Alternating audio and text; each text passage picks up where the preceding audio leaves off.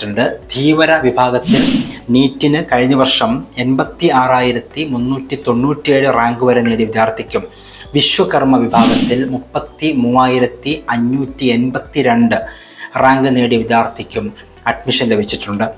Other backward Christians BX വിഭാഗത്തിൽ 30,914 rank വരെ നേടിയ വിദ്യാർത്ഥിക്കും അഡ്മിഷൻ ലഭിച്ചു.